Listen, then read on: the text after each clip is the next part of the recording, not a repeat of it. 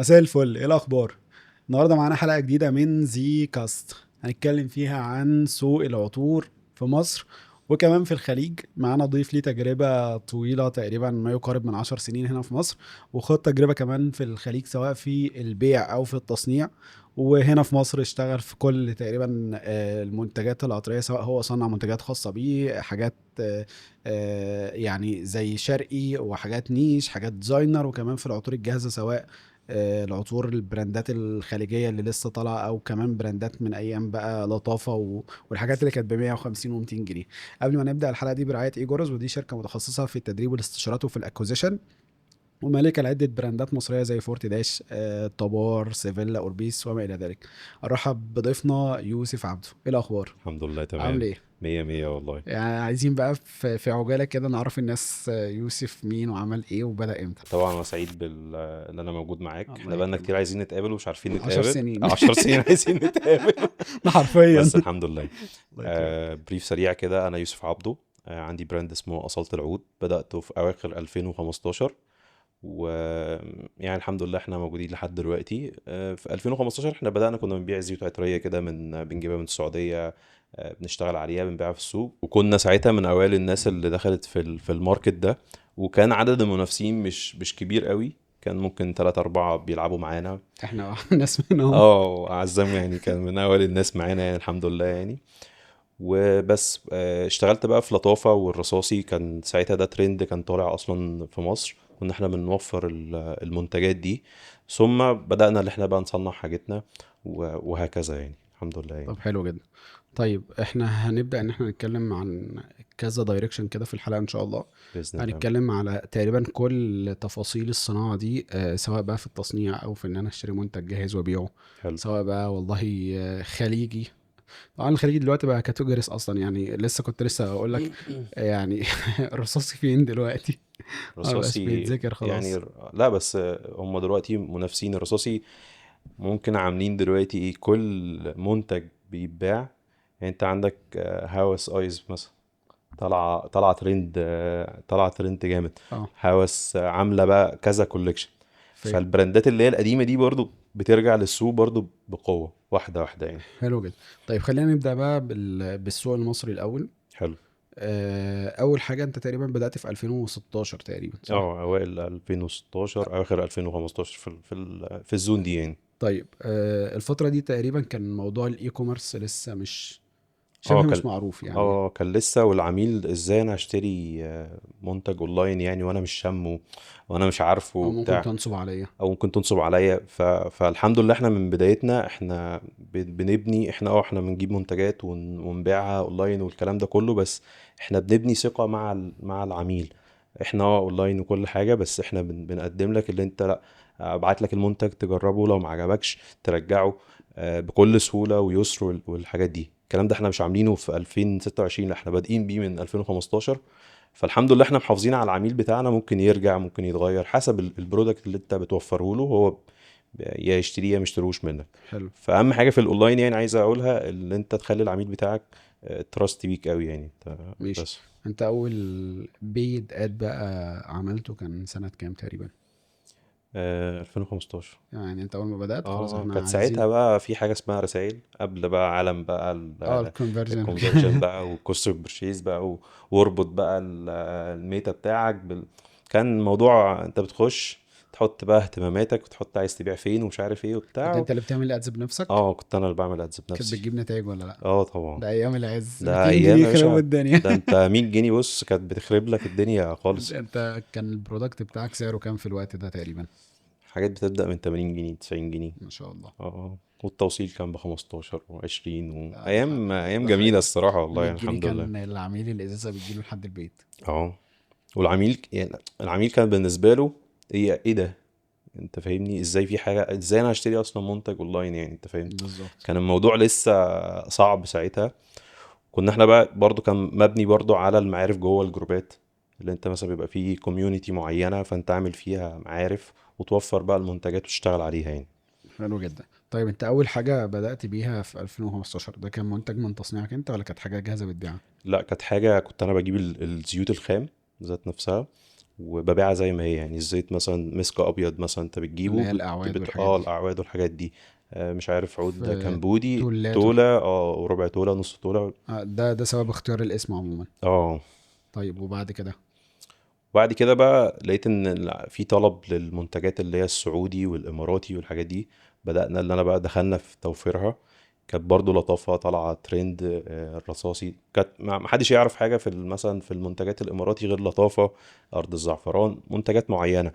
واللي كان طالع ترند بقى كان مسيطر بقى في الوقت ده العربية للعود، الماجد للعود، وكان اه، عندهم برفانات طبعا مسيطرة لحد دلوقتي يعني، قبل الزحمة والحاجات دي. كانت العربية العود هي البراند، اه، من النيش زمان. السعودي. اه. وكانت عاملة بوزيشننج محترم، طبعا. وطبعا فاتحة في مولات، وان انت طبعا. تشتري حاجة من العربية العود دي كانت كانت حاجة حاجة معبية. انا حاجة فاكر بداية معرفتي وعبد بيك. الصمد القرشي اه، وبتاع الحاجات دي كلها. بداية معرفتي ليك، انا فاكر ان كان في الضجة في الفترة اللي كان معمول ضجة على انا الابيض انا الابيض، حمراء والليذر. اه، وليزر في الفترة دي كانت يعني. الازازة تقريبا ب 180 جنيه. ب 180، وكنت بتشتغل فيها بص مرتاح قوي وكسبان والدنيا جميلة قوي يعني. طيب انت لما دخلت المجال ده، اللي هي بتاع العطور الخليجي الجاهزة، حلو. بينه وبين المجال بتاع الزيوت العطرية او كمان العطور الجاهزة، مين كان ربحه افضل؟ مم. وكان العميل قرار الشراء بتاعه فيه اسهل؟ بص، قرار الشراء الاسهل في الحاجات اللي هي جايه من بره، الجاهزة. الجاهزه. لان انا عايز اقدم هديه لحد، عايز اللي انا اجيب حاجه من بره. يعني انا بستخدم عميل مثلا هو بيجيب الحاجه من بره، فانت بتوفرها له وبتديها له في مكانه مم. بسعر مناسب. كذلك التولات هي مشهوره ان الناس بتسافر السعوديه، تعمل عمرتها او سواء الحج، وهناك اصلا الحاجات دي منتشره جدا، اللي هي تجيبوا مثلا تولات ويوزعها ومش عارف ايه وبتاع. حلو. فانت انت حلقه الوصل في النقطه دي. انت بتوفر لهم الحاجه، بس انت بتقف بس على الكواليتي، اللي انت تجيب لهم حاجه بكواليتي كويسه وتديها لهم مع خدمات بقى بعد البيع والحاجات دي كلها. حلو جدا. بس طيب مين اللي كان بيكسبك اكتر؟ الاتنين الصراحه، ده وده. بس الزيوت برضو فيها مكسب حلو يعني. الحاجة اللي انت بتصنعها بتقدر اه، الحاجه اللي انت بتصنعها، تمارجن انت فيها انت كويس. انت عارف يعني. انت لو اشتريت كويس اصلا في الاول هتعرف اللي انت تكسب فيها كويس. حلو. طيب أصالة العود كانت ماشية مثلا، بدأت في 2015 أو اه. 2016، الدنيا ماشية تمام. فجأة راح حصل بوم في الماركت بتاعها، بدأت إن هي تبيع بشكل مختلف. أو مثلا يوسف كان حاطط اكسبكتيشن مثلا إن أنا والله أنا نفسي أبيع في الشهر ب20,000 جنيه، ففجأة راح اه. جاب مثلا 100,000 جنيه. إمتى الوقت أو السنة اللي حصل فيها لقطة زي دي؟ ممكن من 2019. هو في عصر ذهبي كده من 2015 ل 2020، ده عصر ذهبي. انت ده كتكلفة. بس كتكلفة وكبيع. كمعاناة كان الوضع كان سيء كان الصراحة. معاناة، بس انت مفيش منافسة. ده حقيقي. مفيش الماركت لسه مش معروف، مفيش حد بيشتغل فيه كتير. فانت حتى مفيش تكاليف الاعلانات اللي احنا بنشوفها دلوقتي. ممكن انت دلوقتي بتكسب بارقام كبيرة، بس انت لو راجع بيك الزمن، لا، اللي انت كنت بتكسبه زمان مثلا لو بتكسب 5 10 ايا كان اللي انت بتكسبه، بيعادل دلوقتي اكتر بكتير. ده حقيقي. عندك دلوقتي مصاريف تشغيل، وعندك ايجارات، وعندك عمالة، وعندك. يعني انت خلاص بقى اتوسعت. فلا، الاول البوم حصل. جينا في 2019 كنا احنا بقى مركزين، اللي احنا كانت في حاجات مثلا حاجة اسمها عود مود من لطافة، بخور مبسوس، حاجات كتيرة جدا. ربنا كرمنا وعملنا ازازة، اللي هي بدأنا بقى حتة ايه زي المحاكاة، بس برضو الأصناف بقى شرقي وغربي وده. حلو. وكان لسه بقى دخولي لعالم بقى الزيوت والتصنيع والتركيب ومش عارف ايه وبتاع. لا، الموضوع لسه ده. فأنا لقيت إزازة قدامي في منها كمية كبيرة جدا، وأنا نفسي إن أنا أصنع منتج وأعمل. وكان لسه بقى ساعتها برضو موضوع الويب سايت لسه بيبني، وانت لازم يكون عندك ويب سايت. الكلام مم. ده قبل كورونا بحاجات بسيطة يعني. حلو. فاول ما عملنا الويب سايت وعملنا الازازه دي، عملنا بقى اصناف بقى مشهوره مثلا كانت شغاله في السوق. ما احنا يعني كنا احنا بقى شغالين بقى في الاماراتي والحاجات دي كلها. فوفرنا احنا للناس مثلا بديل لبلو دي شانيل، بديل عود شرقي، بديل لعود كلمات. كانت الازازه ساعتها مثلا في الوقت ده انا فاكر مثلا 90 جنيه مثلا 100 جنيه وبتاع. مم. فكان عليه طلب كبير. حلو. فتحولك اللي انت بقى تبيع رسائل والحاجات دي كلها للكونفرجن، لا، كانت بوم بالنسبه لنا يعني. مم. وجت بقى بعد كده موضوع كورونا، الناس بقت بتشتري اونلاين اكتر. ده حقيقي. بس انا للاسف في كورونا انا دخلت الجيش فاتعزلت كده اصلا شويه. لا لو انا بره كنت، لا كنت يعني الحمد لله يعني. انا فعلا اكاد اجزم ان 2020 و2021 هي كانت كانت اكتر البوم في فتره. الاونلاين، ده وكانت حقيقي. خلاص كان الناس بقى بدأت تشتري اونلاين قاعده في البيت، امم. بدأت تتعرف. يعني انا اعرف ناس كانت شغاله بس في كحول بس. كان اه في فاهم. مورد بيعمل لنا بيورد لنا كحول. فجأة ما بقناش في الفترة دي ناخد كحول. ليه؟ هو كان بياخد الكحول ده يبيعه بالظبط. دايركت على طول، بيعملوا منتج وبتاع فتره كورونا في كميه ناس اشتغلوا في موضوع الكحول والكمامات والكمامات بشكل مش طبيعي. عملوا فلوس ساعتها. بالظبط. وعملوا ست. تشبع. يعني انا كنت بستورد ساعتها كحول، كان يعني حد بيجيب لي كحول الماني ممتاز جدا بنصنع بيه حاجات. من ساعتها احنا لسه مدخلينه مثلا من حوالي مثلا سنة او حاجة، ما انقطع بقى ساعتها خالص يعني. ما هو خلاص كان صعب جدا ان انت كان صعب تدخله، انت جدا اصلا الانتاج جوه ما كانش ينفع يطلع لاي حد، اه واعتقد الدوله كانت حاطه حدود في الموضوع ده. بالظبط بالظبط والموضوع دخل في سوق سودا، وطبعا المضروب منه كان ما شاء الله يعني، بالظبط. ياما لبسنا في حاجات في الفتره دي. ايوه يعني. ده حقيقي. طيب بالنسبه للعطور المصنعه، حلو. عشان ده اي حد هيفكر ان هو يبدا في المجال ده في الغالب هو طبعا في يعني زمان كان الدايركشن بتاع ان انا افضل شغال في عطور الديزاينر وان هي الماس ابيلينج والدنيا تمام، دي كانت حاصله. بعد كده انت راح عندك انا فاكر ان احنا لما بدانا لقينا في تشبع او كله شغال في الجزء ده، فقررنا ان احنا نشتغل في عطور النيش بس، حلو. بغض النظر ده صح ولا غلط يعني. صح. يعني انا لما فكرت اشتغل في الديزاينر نزلت ببراند تاني خالص. صح.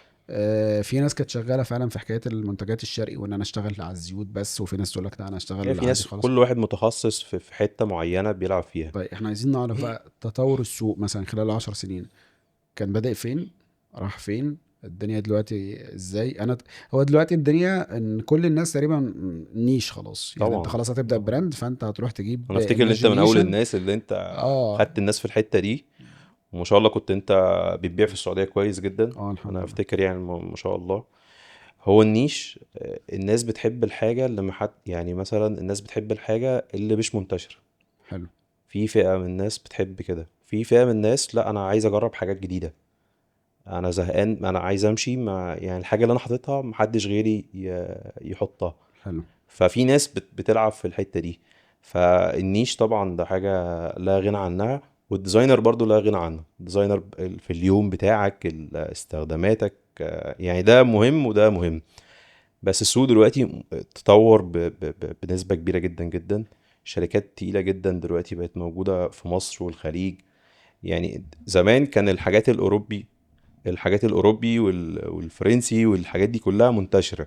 دلوقتي الصناعة العربية السعودية والإمارات والكويت وعمان لما دخلوا السوق بالبراندات بتاعتهم، تكاد ممكن غطت على الحاجات الأوروبية والفرنسية وده.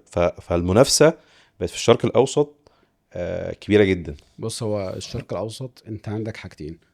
اول حاجه ان هو بيدي للكونسيومر بسعر كويس، يعني حلو. انت بتروح تجيب حاجه في باكينج محترم، طبعا سميل كويسه، الاداء في الغالب طبعا اغلب الحاجات اداء ما شاء الله جبار يعني، طبعا وب 1000 جنيه لحد 2000 جنيه، طبعا. واسمها حاجه اوريجينال وحاجه مستورده، وانت حاجة عارف جميلة المصريين بيحبوا وبتاع. الحاجه دي. بالظبط. اه.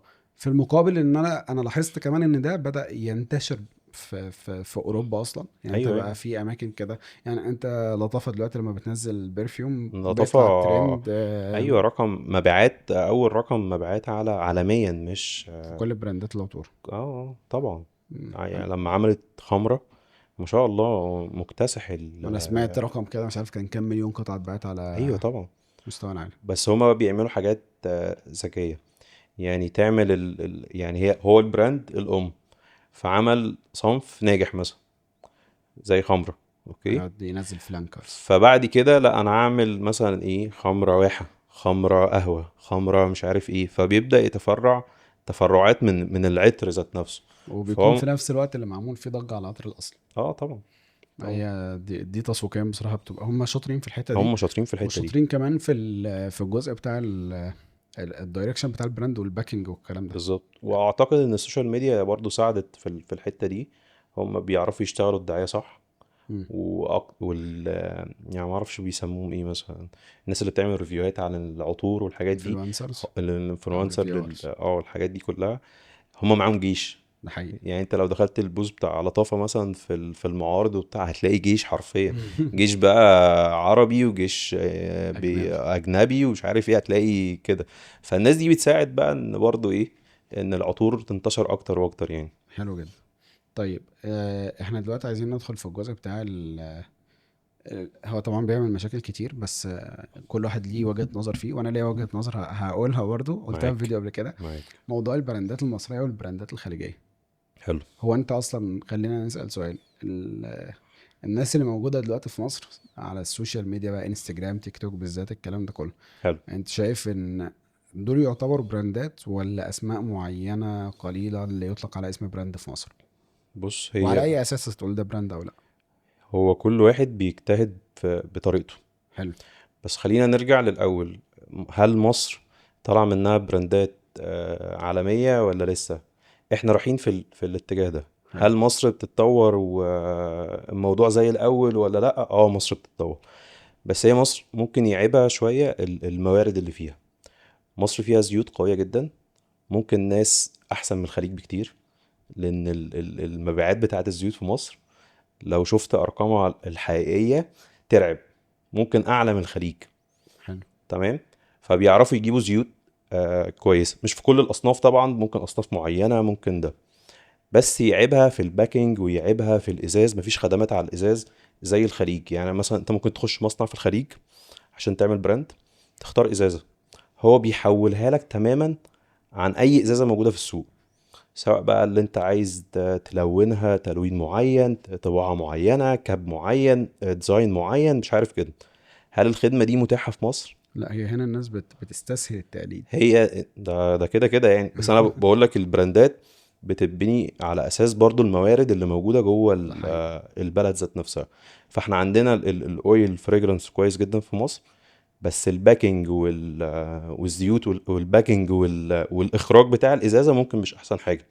ممكن مثلا لو تعد في مصر هتلاقي مثلا 50 60 70 شكل هم اللي موجودين في السوق، يعني هو مستورد لو ركز مع النقطة دي، مع البراندات والحاجات دي، لا هيطلع حاجات كتيرة بس جدا. خلينا متفقين ان الموضوع ده مربوط بالامكانيات الماديه بتاعت البراندات، لان برضو يعني انت لو لاحظت السوق المصري او السوق الخليجي. بس السوق الخليجي انت ممكن تخش.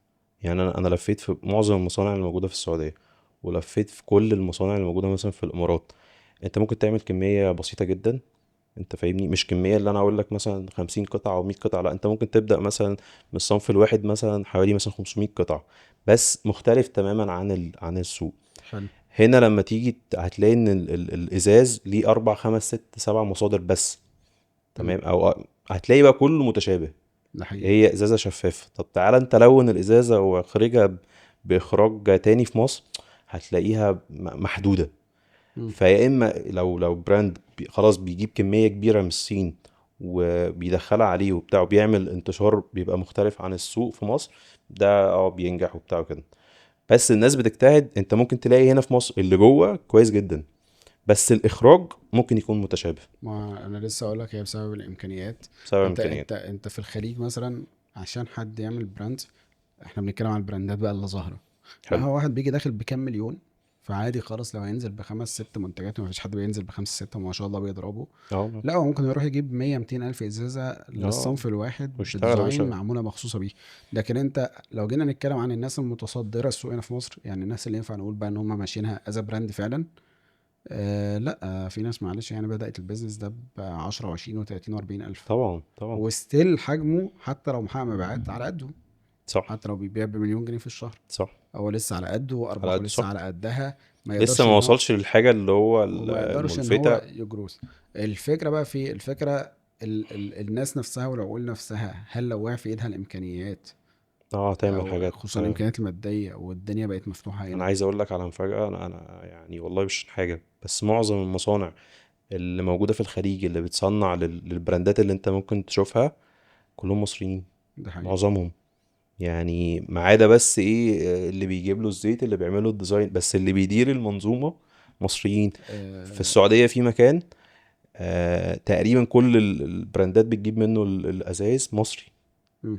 ده موجود في المعقلية كده في الدور التالت كده، ما اعرفش اسمه فن العطور او ايه، اعلان اهو ببلاش. تمام. خش جوه هتلاقي كمية ازايز مختلفة. طب تعالى اتعرف على الراجل وبتاع، هتلاقيه راجل مصري وبتاع وكده. انا في براند من البراندات المشهوره في السعوديه، لما احنا دخلنا 2021 تواصلوا معانا عشان عايزين يجربوا منتجاتنا، ان شاء ولو الله. الدنيا تمام ممكن ياخدوا ان مننا شاء زيوت. الله. اللي كان مهندل السايكل وكان ماسك الجزء بتاع الكوميرشال والاوبريشن مصري. والكلام ده كله كان مصري. مصري اه. بس هنا مصر مثلا، تعالى شوف المبيعات. احنا عندنا مشكلة هنا كبيرة برضو، ممكن موجودة في البلاد التانية بس احنا ما بنشوفهاش. بس دي ممكن معضلة. ازازة مثلا زي خمرة واحد، تمام. اوكي، صنف لذيذ وبتاع نجح. انا عايز اقول لك ان الناس هنا في مصر، المستوردين، جابوا الازازة قبل ما لطافة اصلا تنتج العطر وتوزعه وتنشره وبتاع وكده. جابوا الازازة اللي هي الفاضية بالكاب ومش عارف ايه وبتاع وكده. ده حقيقي. حد دخلها، تمام. ما اعرفش دي فيها حرمانية ولا ما فيهاش حرمانية ولا ايا كان يعني ايه الطريقة. المستوردين التانيين، تمام، شافوه اللي هو دخلها فيجيبوها. هو مثلا مدخلها مثلا ب 50 60 جنيه 100 جنيه ايا كان السعر بتاعه، فهم لا عايزين ينزلوها ب 50 جنيه، حلو. وهكذا. انت فاهمني؟ مم. فده برضو من المعضلات اللي مخليه مصر لسه يعني عارف انت ايه، متكتفة. مم. امال مصر لو فيها مصنع واحد زي الموجودين في الخليج، عنده اشكال ازاز مختلفة، عنده اخراج مختلف، عنده ناس بتعرف تفكر اللي انت تديهم ازازة يطلع لك باشكال مختلفة وبتاع، لا احنا هنروح في حتة تانية خالص يعني. لان احنا اصلا كشعب احنا مش شوية يعني، احنا معديين ال 110 مليون، فاهم؟ مم. فاحنا عندنا هنا لا قوة شرائية ضخمة. هل في مصانع في الخليج بتصنع الازاز ولا كله لا، بيشتري؟ كله بيشتري. مم. هما بيلون بس، جايبين مكان تلوين كده معين.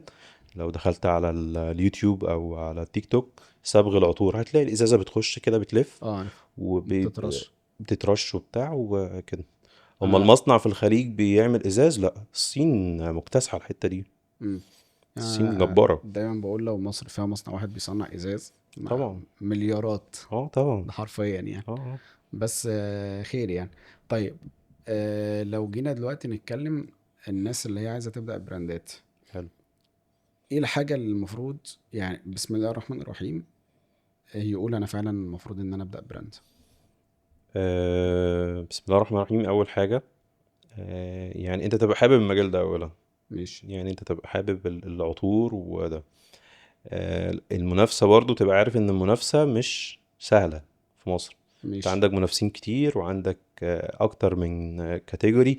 ناس بتعمل براندات، ناس بتعمل محلات تركيب، ناس بتشتغل في الحاجات الخليجي. فانت عندك منافسة شديدة. انا هختار اتحط في انهي حتة. ماشي. هل انا اعمل براند خاص بيا محاكاة، او اعمل براند او اللي اعمل محل أو يعني انت اختار بس الحتة اللي انت تتحط فيها. ما تعملش اصناف كتيره جدا. لا، انت اختار مثلا 3 اصناف او 4 اصناف. هات تستر من الاوريجينال كده، شمه وعرفه وبتاع، وبعد كده هات عينات من الزيوت بتاعتك. وده بس، ده جزء. ده الجزء اللي هو التكنيكال في التصنيع والحاجات دي. هل السوق اللي انت هتبيع البرفيوم ده موجود ولا لا؟ مم. يعني انت يعني برضو ايه، يعني ادرس الاتنين، حتة التصنيع والحاجات دي. اعتقد في مصر سهلة، اللي انت تعرف تجيب الصنف وتشتغل فيه وتجيب الازازة وبتاع، الموضوع ده اسهل ما يمكن يعني. حتة بقى السوق، اللي انا عملت الازازة دي، هل السوق بتاعي موجود ولا انا لسه هعمله؟ مم. دي حتة برضو مهمة، و- علشان ما تبدأش براند وانت اصلا ما عندكش يعني تقعد تفكر انا هبيعه ازاي. طب بمناسبة موضوع السهولة دي، هل ده يعتبر كده فيما معناه ان اي حد ينفع يدخل السوق اهو. في ناس عادي؟ كتيرة بتخش السوق وللأسف برضو بتخرج منه، ليه بقى؟ علشان هو مش عارف هو هيبيعه لمين، مين العميل بتاعه. مم. فانت لازم تبقى دارس بين الحتتين. طب انا هشتغل اونلاين، فهل انت بتعمل كونتنت للحاجات دي، ولا يعني هل بتعمل محتوى للعطور وبتتكلم عن الناس وعامل ستوري تيلينج كويسة والحاجات دي ولا لا؟ يعني انت شوف بس، عشان بدل ما انا عملت مثلا البراند، هقعد بقى قد ايه بقى انا هفكر ابيعه ازاي. فانت لازم تفكر في الحتتين. مم. لو انا هبيعه اونلاين، فانت ادرس هو عشان تكاليف المنتج ده تتباع اونلاين بكام، عشان برضو ما تخيش منك وتخش وتخرج بسرعة. هو احنا دايما فانت في لازم حاجة. يكون عندك دراسة ملمة، وانت دارس السوق كويس وعارف انت هتخش ازاي وهتبيع المنتج لمين وانت مستهدفه صح وهخش له اني دخله بالظبط. حلو.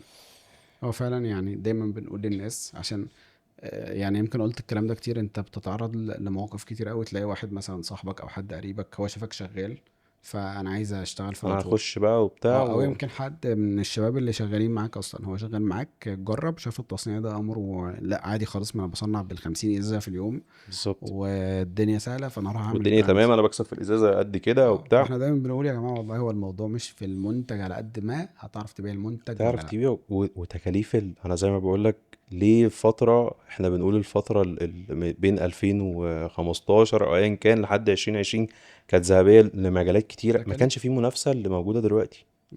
اما دلوقتي انت عشان تبيع المنتج انت بتدخل في مزاد.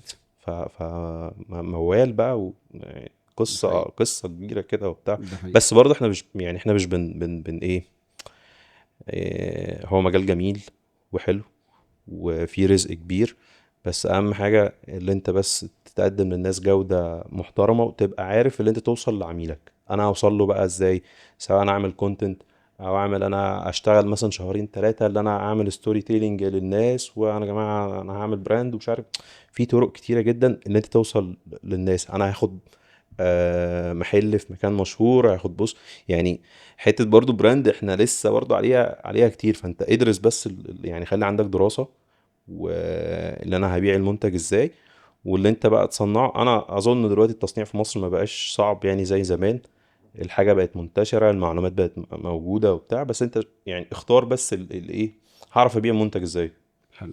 طيب انت شايف حكايه دخول الناس وخروجها من السوق ده بيعمل مشكله في السوق، ولا يعني زحمه على الفاضي وبيأثر؟ لا لا يعني طبعا، احنا عشان نكفي العدد اللي موجود في مصر كلها مم. محتاجين بقى اكتر بكتير. ما انت ما تنساش ان انت عندك فيه فروع ومحلات موجوده على الارض. هي بقى اللقطة هنا بقى يعني. بس انا شايف احنا لا احنا جمهور كبير، مصر كبيرة مش صغيرة. صعب كل اللي موجود فيها يكفيهم. طب ما هو هنا نسأل سؤال، انت شايف اصلا مين الافضل والاقوى دلوقتي، او لو حد هيبدا عموما، لو افترضنا توفر الامكانيات الماديه معاه يبدا بيها، حلو. يبدا اونلاين، يبدا اي كوميرس عادي خالص، ولا يبدا اوفلاين يروح يشوف مكان كويس يفتح فيه؟ يبدأ اوفلاين مم. ويشهر نفسه اونلاين. ازاي؟ يعني انا مثلا بعاني مثلا من مشكله، مثلا لو احنا ما عندناش مكان فاحنا خلاص هننزل على الارض. بس احنا الحمد لله عندنا عميل واثق بالظبط. فينا، احنا بانيينه بقالنا سنين بنخدم عليه كده. لا انا لو انا عندي مكان اوريدي وشهرت المكان اونلاين وبقدم جوده كويسه، يعني دلوقتي الاوفلاين مع الاونلاين الاتنين بيكملوا بعض. يعني ما ينفعش انا اقول ابقى اونلاين بس، لا انت كده بتخسر. مع العميل عايز هيشم ازاي؟ تمام. وما ينفعش اقول انا اوفلاين من غير اونلاين. يعني انا فتحت في مكان اوريدي وبتاع وما مستني العميل بس يعدي من قدامي علشان اقول له تعالى اتفضل، لا. حلو. انا افتح المكان اوفلاين واشهر نفسي اونلاين، وده هيشتغل مع ده. حلو جدا. طيب يعني ده مع ده، بس مين اللي تبدا بيه؟ حسب امكانياتك بقى انت. الافضل. انا الافضل اللي انت تبدا يبقى عندك مكان وتشهر المكان ذات نفسه. يعني يبقى علشان تكاليف برضو يا جماعة اللي انت تكاليف اللي انت توصل منتج لعميل، تعمل له اعلان لا، ما انت كده كده وتصرف هتوصل، اصل عليه انت مش هتصرف والحق. فالناس كلها تجيلك. ايوه انا قصدي لا، يعني انت تكاليف الاونلاين برضو درسها. هتلاقي ان دلوقتي الموضوع برضو انت في نفس الزون. تكاليف الاونلاين ما بقتش سهلة دلوقتي. لو انت معتمد على الاد ومعتمد اللي انت بقى عندك عميل وكل حاجة، بس انت عايز تبيع طبعا بكمية كبيرة. فتكاليف الاونلاين برضو بقت شديدة دلوقتي. ده اللي انا شايفه. مم. ممكن تبقى صح ممكن تبقى غلط، بس ده من واقع خبرة. يعني انا دلوقتي خلاص انا بركز في الاوفلاين. حلو. علشان بدل ما انا بقى تكاليف الاعلانات اللي انا عمال اصرفها وادفع اعلانات لميتا بس وادفع اعلانات توقع لجوجل. الشخص ان انت كده كده الصرف ده مش هيقف كمان بعد الاوفلاين، بالعكس، انت هتضطر ان انت تصرف اونلاين زي ما انت، حلو. وتزود بمرور الوقت، في بالاضافه ان انت في هتصرف للاوفلاين. صح. بس في عميل بيعدي، يعني في عميل هو مش عايز المنتج اونلاين برضه، ده بيقع منك على مدار السنين. ما هو الفكره نسبتهم قد ايه؟ يعني اعتقد ان هي بتبقى نسبة كبيرة برضه، مم. مش نسبة صغيرة. طيب قبل ما ندخل في رحلتك بقى في الخليج وكده، اه وايه التجربة اللي انت خضتها هناك، انا عايزك الحمد تقارن لله. لي كده بشكل سريع ما بين السوق المصري والخليجي بالنسبة لي البراندات وسوق الصناعة نفسها، وبالنسبة لي الكونسيومر نفسه عامل ازاي. زي ما بقولك في الخليج في مصانع بتخدم على الصناعة دي، فبتقدر ان انت تطلع منها منتجات قوية جدا. حلو. فده اللي عامل طفرة في الخليج. المصانع بتخدم عليها في التصنيع، في الإزاز، في التعبئة، في المراحل دي كلها. فعشان كده هو الخليج هيفضل مكتسح لحد ما مصر تيجي ونلاقي عندنا مثلا كم مصنع محترم كبير بيخدم على النقط بتاعة الصناعة دي. احنا برضه هنروح في مكان تاني خالص يعني، تمام. بإذن الله. والعميل بتاعنا لو لقى منتج مصري قوي وواثق في البراند والحاجات دي كلها، اعتقد عادي ممكن يستغنى عن الخليجي. يعني انت لسه مش مقتنع ان هو عنده، يعني اغلب الناس عندها لقطة عقدية الخواجة، وان انا لا انا اروح اجيب حاجة خارجية. خلينا متفقين ان الاسعار بقت شبه صح. متقاربة، صح. فراح اخد حاجة مصرية ليه وانا قدام اخد حاجة مستوردة يعني وخليجية ومن براند اسمه كذا هو وشكلها كذا. للاسف دي العميل هيفضل يعني احنا كنا بنبيع المنتجات السعوديه وبنبيعها بكثره برضو. في فتره كده كان انتشر كام براند سعودي كده، معرفش مكملين ولا مش مكملين. في الفتره بين 2017 لسه في ليه منتجات لحد دلوقتي. هو العميل واخد اللي اتصنع بره ده. يعني مثلا كان بيقولوا ايه ساعتها، عمل عمره او حج وبتاع والمنتج رجع تاني. مم. فبرضو انا جايب لك منتج سعودي لحد ما نوصل للعميل ان في بقى براندات مصريه. دي هنقعد فيها بس شويه، مم. اللي انت تبني بس ثقه بينك وبين العميل. طيب الثقافة العطرية للعملاء هنا وهناك. متقاربه يعني ما فيهاش لا، في عندنا هنا ناس مثقفين في العطور كتيره جدا يعني ما شاء الله انا يعني. بتكلم على الاودينس اي، يعني على الناس العادية. في ثقافه كبيره. بس في عميل هنا برضو بيحب الحاجات المضروبه للاسف. مم. في مصر صناعة الكوبي والحاجات المضروبة زي ما بقولك صناعة ضخمة جدا. وبتفاجئ ان في ناس بتتفاخر اللي هي بتعبي عطور مضروبة، بتعبي عطور. ما هو ده سوق، ما احنا لازم نكون معترفين بيه. في واحد زي مثلا لا انا ما بقبلش اللي انا اشتغل بيها. انا عمري ما مسكت ازازه مثلا كوبي وبعتها لحد ما اعرفش، ما جاتش معايا خالص يعني. مم. لا انا اعمل حاجتي انا وابقى واثق فيها، عارف الاويل بجيبه منين، وعارف الكحول اللي بستخدمه ازاي، وعارف طرق التصنيع. ولو راح للعميل وحصل فيه مشكله ده بتاعي. تمام. اما انت لما تشتغل في الحاجات الكوبي والمضروبه والحاجات دي، في ناس بتتفخر والله العظيم. انا لو اه. قلبت كده في التيك توك ولا انستجرام وبتاع، لا وده كارثه. يعني ما اعرفش الموضوع ده مباح ليه، ما مش عارف يعني. ممكن نتهاجم اصلا بسبب النقطة دي. بس هو في عميل بيحب ده. تمام. في عميل بدل ما انا اروح اجيب الاصلية، لا انا اجيب المضروبة وهي وبتاع ومش عارف ايه وبتاع، وممكن محطوط جوه حاجة يعني تضرك اصلا في يوم من الايام يعني. صح. ف... فالعميل يعني هو العميل في مصر برضو كذا فئة. في فئة هو كان عايش في الخليج وبعد كده رجع فعايز نفس المنتجات اللي هو بيجيبها.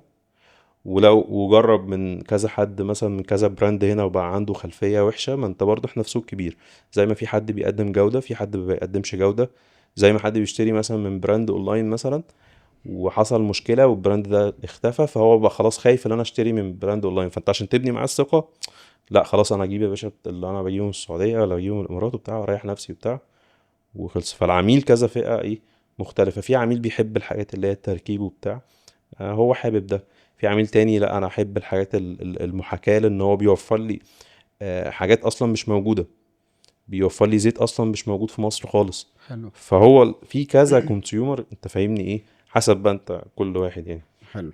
طيب عايزين بقى ندخل في رحلتك وتجربتك في ان انت تحاول تشتغل في الخليج، حلو. فاحكي لي كده التفاصيل عامله ازاي. احنا مؤخرا، انا ايه اللي خلاني انا فتحت شركة في الامارات لسه موجودة لحد دلوقتي الحمد لله. ليه فتحتها؟ كنت انا هنا في مصر ممكن اجيب ازازة مثلا من شركة معينة، واكيد انت مريت بالتجربة دي، والمنتج ده طرقع معايا.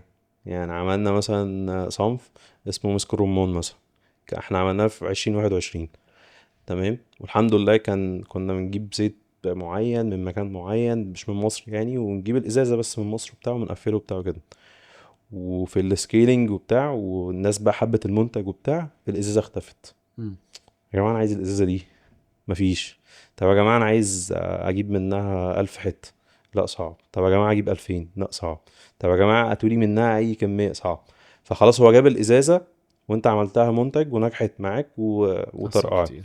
فعشان كده قلنا لا، خلينا ان احنا نروح الامارات مثلا ونفتح شركة هناك ونشتغل. الازازة هيكون متوفر ومش عارف ايه وبتاع وكده. بس تكاليف برضو اللي انت تبقى متواجد في الامارات برضو مش زي تكاليفك في مصر. في مصر انت عندك مكانك اللي بتصنع فيه، عندك حاجتك اللي انت بتصنع فيه، فممكن ده خدنا فيها دروب شوية وبتاع لحد ما رجعنا تاني الحمد لله وعملنا مصنع في مصر، وقلنا بقى بعد كده نستورد يعني عليه. ان شاء الله. كل واحد شاطر في حتته. يعني ما شاء الله اللي في الخليج شاطر في حتته، اللي في مصر شاطر في حتته، بس مصر يعني سوق لا يستهان بيه برضو. طيب تجربتك بقى هناك كانت عامله ازاي؟ شايفها لا نجحت ولا فشلت؟ لا، فشلت طبعا. اشمعنى؟ مع كل واحد شاطر في حتته. انت شاطر في مربعك، بتعرف تجيب معاك الموردين بتوعك، بتعرف تجيب شغلك، بتعرف عندك مكان تصنيعك، عندك كل حاجة. هناك برضو المنافسة مش زي مصر. امم. منافسة أشرس بكتير. كنت عايز انت تروح هناك؟ يومك برضو هناك بيبقى أغلى بكتير ما انت ده متخيل حقيقي، يعني. ده اه حتى في يعني المصاريف الشخصية. في انت مصاريفك في دنيتك انت فموضوع مختلف اصلا يعني. كان هدفك هناك ان انت عشان موضوع الاستيراد، ولا عشان كنت عايز تصنع منتج لا هناك؟ كنت عايز اصنع منتج هناك أصالة العود ولا حاجة تانية؟ وأصالة العود اه. تمام. نفس الشركة صنعها هناك وبعد كده أجيب المنتجات لمصر. ف صنع في الإمارات بقى. اه صنع في الامارات بعد كده بقى كده ايه. اعتراف ان العطور الخليجي احسن. اه طبعا طيب. هو لا هي العميل ده بيفرق الفكره، معي.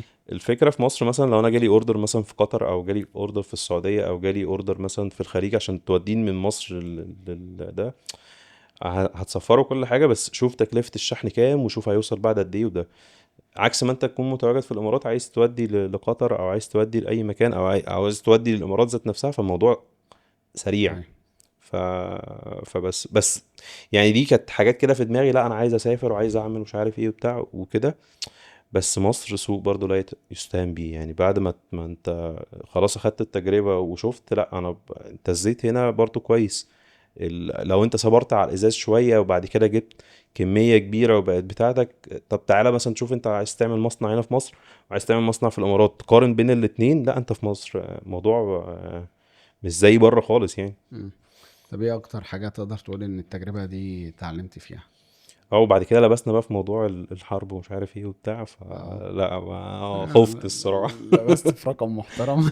اه لا الحمد لله طيب يعني. ايه النقطة بقى، يعني انا لو قلت لك ايه اللي انت كسبته من التجربة دي، نقطة هي اللي فرقت وشايف ان انت خلاص انا اتعلمت النقطة دي من المشوار ده؟ النقطة دي اللي أنا كنت شايف، أنا كنت يعني حاسس إن مصر لأ سوق مش ضخم، مش قوة شرائية قوية، إن التصنيع فيها مش أحسن حاجة.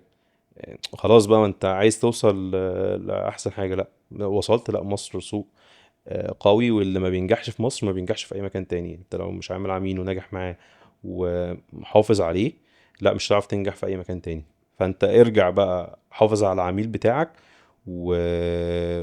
وحاول ان انت تجيب ازازه مختلفه وتشتغل عليها وبتاع وكده، وحاول تكبر في مصر. بعد ما تكبر في مصر توسع بقى براحتك. حلو ما جدا. انا لسه مش ناجح في مصر، ولسه مش مكفي السوق المصري، ولا عارف اعمل. وفي السنه اللي انا سافرت بيها للامارات، لا العميل بتاعي بتاع مصر قل معايا، مم. فانا مش عارف برضه اخدم عليه، انا مركز هناك شويه. فحصل كده لبسه. فبرضه يعني جيت فكرت، طب ما انا كده هخسر مصر اللي انا قاعد بلعب عليها بقالي سنين.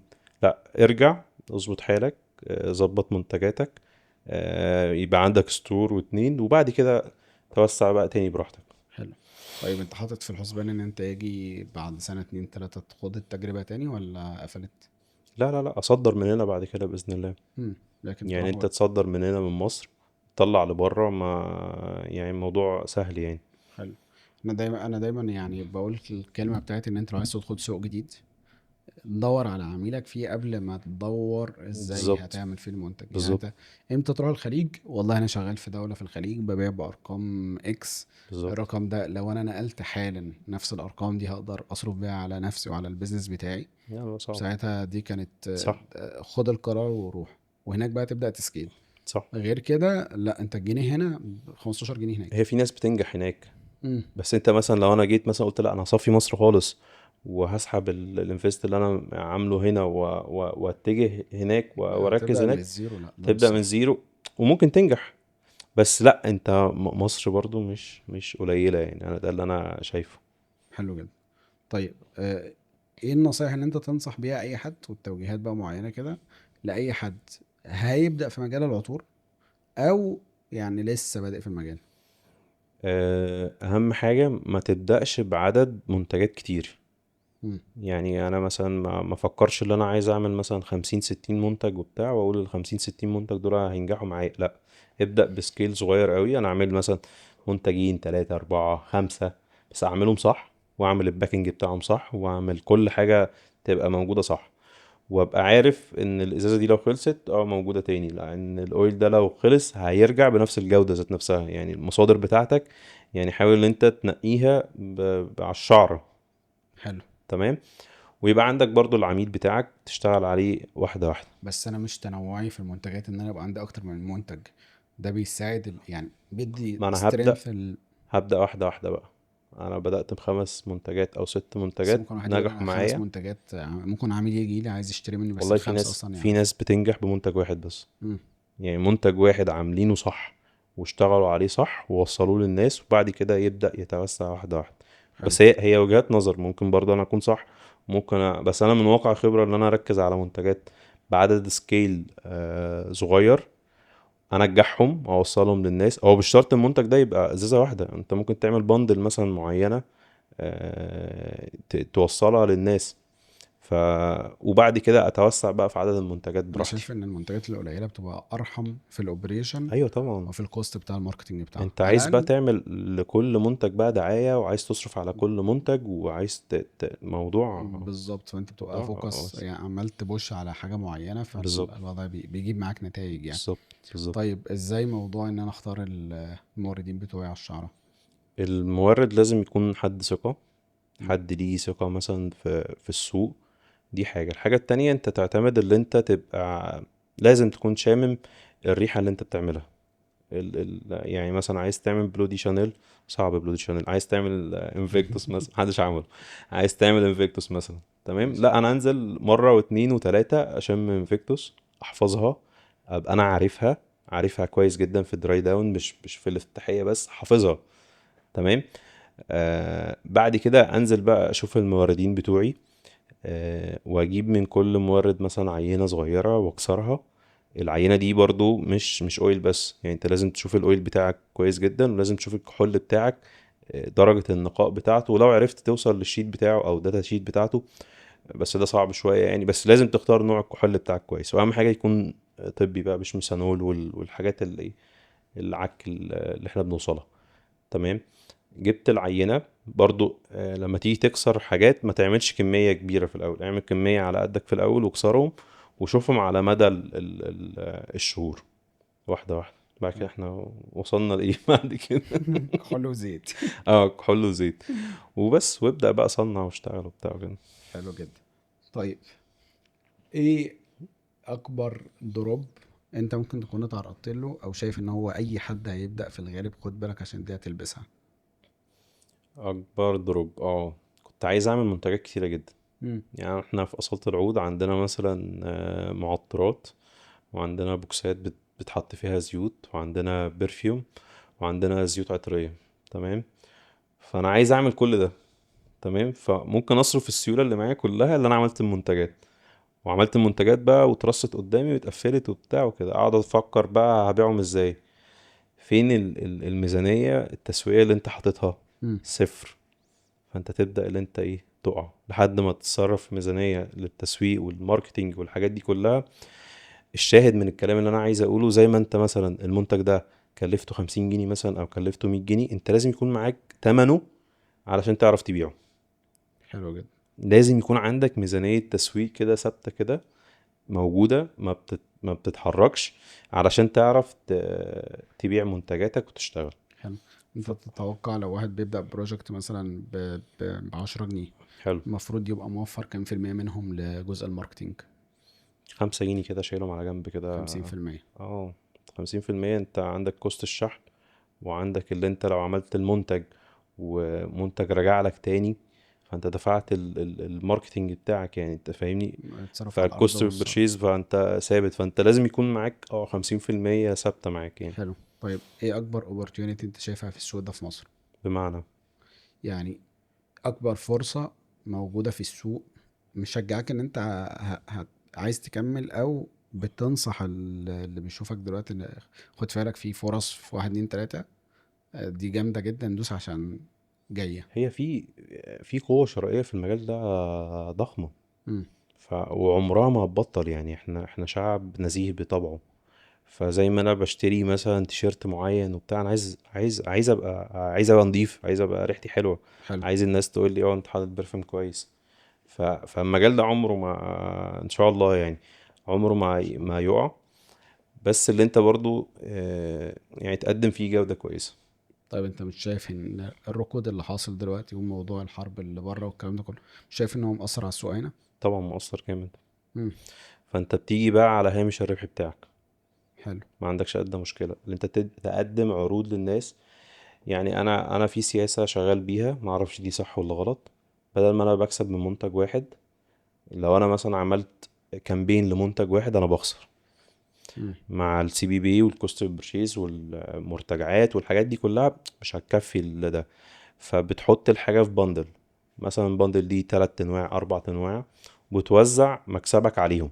يعني لو انا بكسب في الازازة مثلا 5 جنيه مثلا، لا انا هكسب في البندل كلها مثلا ايه 6 جنيه 5 جنيه بتاع، واشتغل.